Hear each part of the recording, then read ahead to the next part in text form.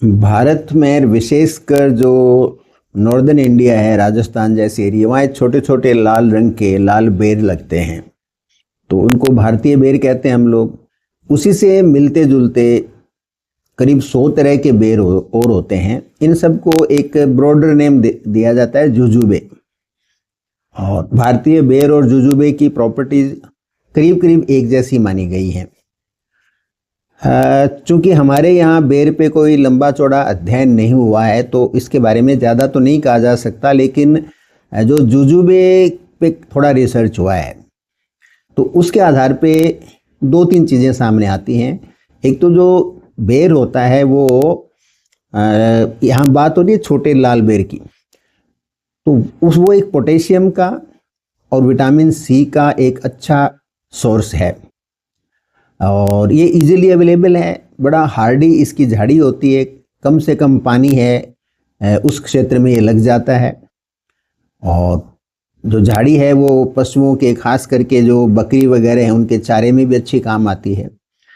तो ये एक उपयोगी फ्रूट है जिसको आप मौसम के हिसाब से थोड़ी मात्रा में कंज्यूम कर सकते हो। इसमें खास क्या चीज़ होती है कि इसमें ऐसा माना जाता है कि ये फिनॉल्स इसके अंदर काफ़ी होते हैं, फेनोलिक कंपाउंड। और फिनोल जो होती हैं वो हमारे शरीर में, जैसे आपके हार्ट की हेल्थ के लिए, ब्रेन की हेल्थ के लिए, लीवर हेल्थ और स्किन है उसमें ग्लो, इस सब में फिनोल्स काम आती हैं। इसके अलावा फिनोल्स हैं वो कैंसर को डेवलप होने से रोकने में भी कुछ सहायता देती हैं, तो और एंटी इन्फ्लेमेटरी भी होती हैं। ये सब चीज़ें हैं, शरीर में सूजन को कम करती हैं, हमारे कोशिकाओं की सूजन को। तो इस हिसाब से ये जो प्रोविजनल सी इस पे जो रिसर्च हुई है उसके हिसाब से ये एक उपयोगी फल कहा जा सकता है।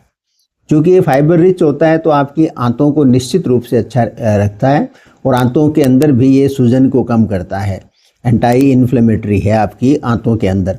लेकिन याद रखो, यदि आप ज़्यादा मात्रा में बेर खाते हो, देसी बेर खास करके, तो कब्ज होने की संभावना बहुत होती है, तो इसको थोड़ी मात्रा में उपयोग में लेना चाहिए। इसके अलावा ये भी माना जाता है कि इसमें आयरन और फॉलिक एसिड भी थोड़ा होता है, तो एनीमिया में यूज़फुल है।